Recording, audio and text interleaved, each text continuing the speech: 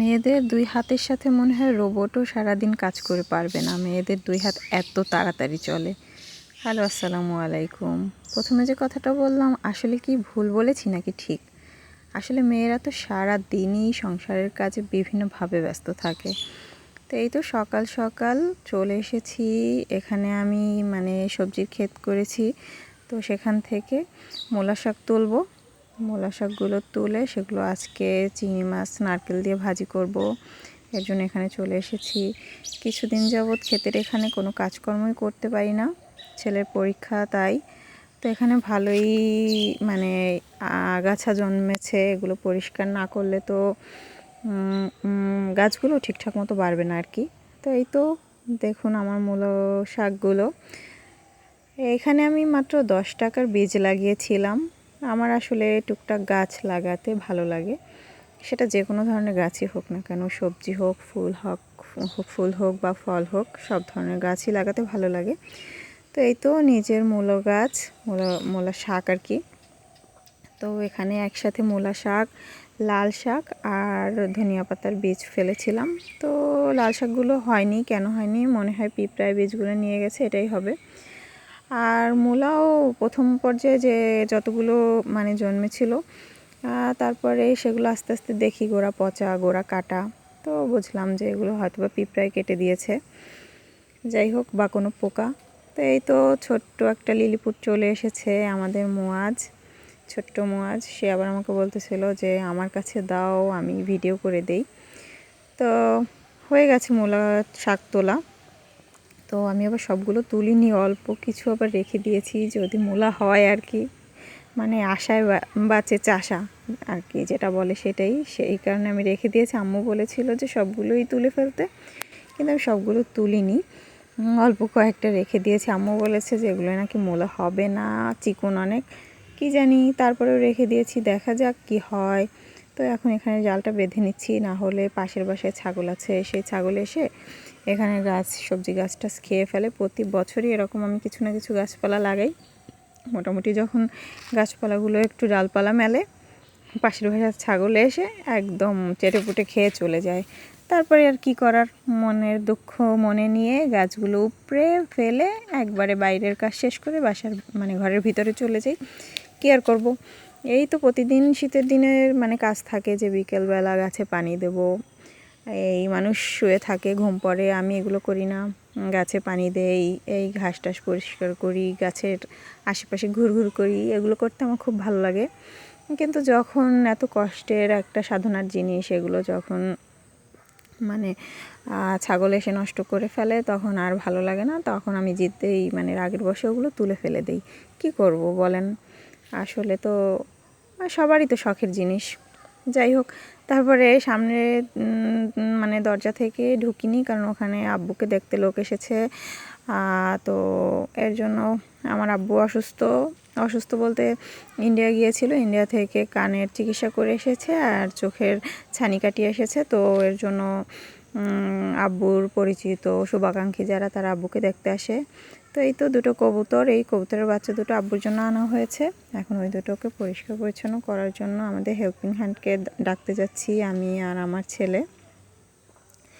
তো হেল্পিং হ্যান্ডের আসার টাইম আরেকটু পরে, কিন্তু একটু আগে ভাগেই যাচ্ছি ডাকতে। আর গতকালকে সে আবার তার একজন আত্মীয়ের বিয়ে গিয়েছিল, তো সে এসেছে কিনা এটাও আমি শিওর না, এর জন্য বের হয়েছি তাকে ডাকার জন্য। যদি বাসায় থাকে তাহলে তো ডেকে নিয়ে আসবো, আর না থাকলে তো আর কিছু করার নেই। তো এর জন্য ছেলেকে নিয়ে বের হয়েছি। আমাদের হেল্পিং হ্যান্ডের বাসা আমাদের বাসার সামনেই, একদমই কাছাকাছি। মনে হয় 1.5 থেকে 2 মিনিট লাগে তাদের বাসায় যেতে আমাদের বাসা থেকে। এই তো তারপর ছেলেকে নিয়ে বের হয়েছি, সে হাঁটে আর কত কথা বলে। এই তো চলে যাচ্ছি। তাকে আমি বলছি যে তুমি আগে আগে হাঁটো, তোমার একটা ক্লিপ নেই। এখন সে আর হাঁটতেই পারে না, এত আস্তে আস্তে হাঁটে। এই তো অবস্থা। তারপর চলে এসেছি তাদের বাসায় প্রায় কাছাকাছি। তো এই যে আজকে আকাশটা অনেকটাই মেঘলা, কেমন যেন একটু ওয়েদার, হয়তো বা বৃষ্টি হবে এরকমই। তাই তো তাদের বাসায় চলে এসেছি।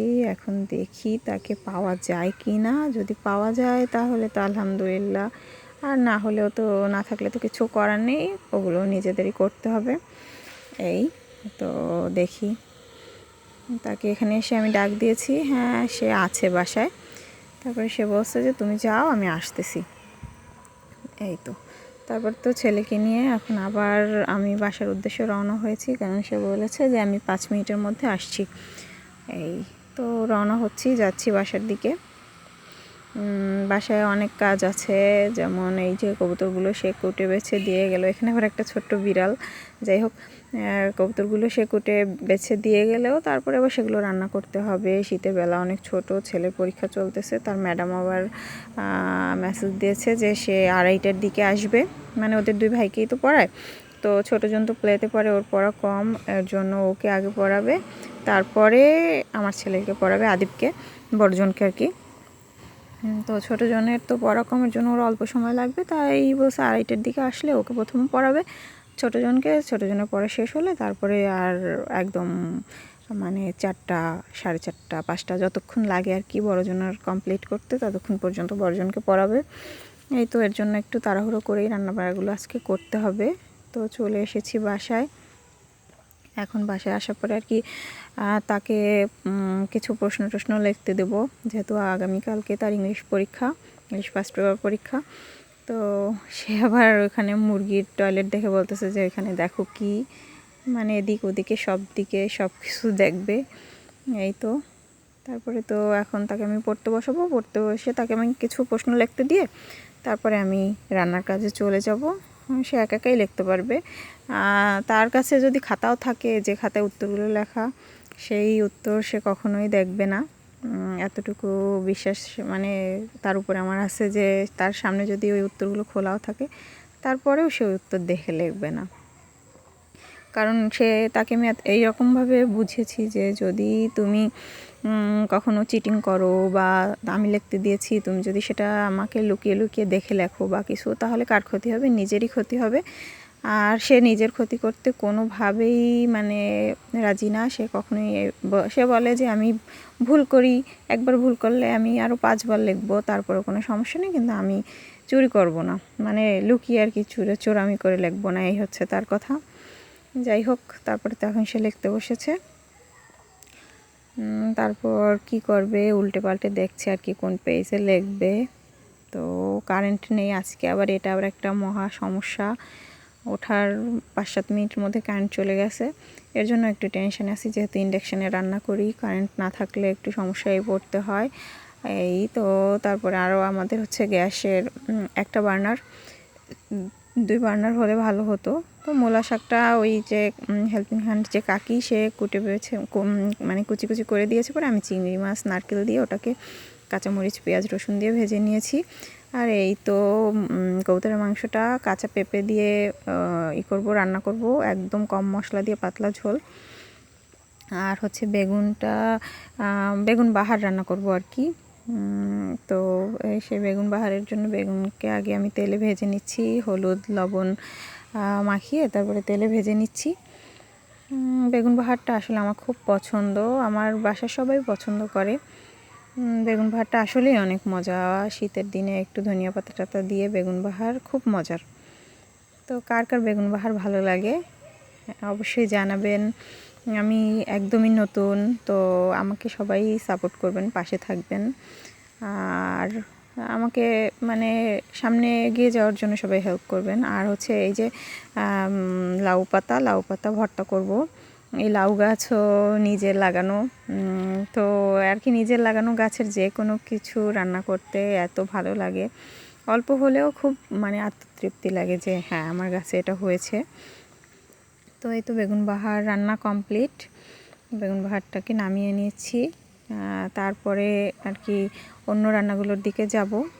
তো সুন্দর করে এগুলোকে বেড়ে নিচ্ছি আমি, এরকমই একবারে একটা রান্না কমপ্লিট করে সাথে সাথে সেটাকে বেড়ে নেই, আর একসাথে সব কিছু ছড়িয়ে ছিটিয়ে বসি না, একটা নেই একটা কমপ্লিট করি, তারপরে আবার অন্যটায় হাত দিই, তাহলে কাজগুলো করতে একটু মানে সহজ হয় আর কি। তো এই তো বেগুন বাহার রান্না হয়ে গেছে। কেমন হয়েছে, আসলে কেমন হয়েছে এটা বোঝার জন্য তো খেয়ে বুঝতে হয়, তারপরেও মানে দেখে কেমন লোভনীয় লাগছে জানাবেন। এবার আমি গ্যাসের চুলাটাকে একটু পরিষ্কার করে মুছে নিচ্ছি। রান্নাঘরে আসলে আর কি সবসময় হাতে একটা কাপড় রাখি, একটু পরে পরে এখানে সেখানে মোছামুছি, নিজের হাত মোছা, এই মোছামুছিতে ব্যস্ত থাকি। তো এই তো মানে একটা রান্না শেষ, সাথে সাথে আবার একটু চুলা পাশটাকে পরিষ্কার করে নিলাম। এবার আমি লাউ পাতা ভর্তার জন্য এখানে হচ্ছে পেঁয়াজ, রসুন আর কাঁচামরিচ, সাথে দুটো শুকনো মরিচ দিয়ে নিয়েছি। কাঁচামরিচটা তেলে ভেজে ভর্তা করলে অনেক মজা হয়। আর এই তো মানে কাঁচামরিচগুলো এত পরিমাণ ঝাল, যে কারণে অল্প দেয়া হয়েছে। আর এই যে লাউ পাতাগুলোকে ভালো করে কেটে তারপরে ধুয়ে নিয়েছি। এগুলো পেঁয়াজ, রসুন আর কাঁচামরিচ, শুকনো মরিচটা ভাজা হয়ে গেলে এগুলোকে তুলে রাখবো। রেখে ওই একই কড়াইয়ে আবার হচ্ছে পাতাটাকে পানি দেব না, ওই যে ধোয়ার পরে গায়ে যতটুকু পানি আছে অতটুকু পানি দিয়েই মানে হচ্ছে সেদ্ধ করে নেব। একটু তেলের মধ্যেই সেদ্ধ হয়ে যাবে, ভাজা ভাজাও হয়ে যাবে আর কি। আর গা থেকে যতটুকু পানি বের হবে তাতেই এটা ভালো করে সেদ্ধ হয়ে যাবে। এই তো ভাজা ভাজা হয়ে গিয়েছে। তারপরে এই ভর্তাটাকে সুন্দর করে পাটায় বেটে নেব। অনেকেই ভর্তা ব্লেন্ডারে করে, এটা সুবিধার জন্য হয়তো বা কাজে তাড়াহুড়োর জন্য। আমি কখনোই ভর্তা ব্লেন্ডারে করি না, আমার কাছে ভালো লাগে না। পাটায় বাটা ভর্তার স্বাদই আলাদা। ভর্তা যখন খাবো একটু কষ্ট করেই খাই, এই হচ্ছে কথা। তো এখানে হচ্ছে কবুতরের মাংসটাকে ভালো করে কষিয়ে নিচ্ছি। এর মধ্যে আবার 4 টুকরো ব্রয়লারের মাংস দিয়েছি, পোলট্রি যেটা, কারণ অল্প একটু মাংস, একটা কবুতর নিয়েছি, 2টা কবুতরের একটা রান্না করতে নিয়েছি একটু বেশি করে পেঁপে দিয়ে। আব্বুর অনেকটা গ্যাস হয়েছে, এর জন্য একটু বেশি করে পেঁপে দিয়ে। তো এই তো আমার রান্নাবাড়া আজকের কমপ্লিট। এই বেগুন বাহার, তারপর হচ্ছে চিংড়ি মাছ দিয়ে মূলা শাক, লাউ পাতা ভর্তা, আর হচ্ছে এখানে হচ্ছে পেঁপে দিয়ে কবুতরের পাতলা ঝোল। তো সবাই ভালো থাকবেন। আসসালামু আলাইকুম।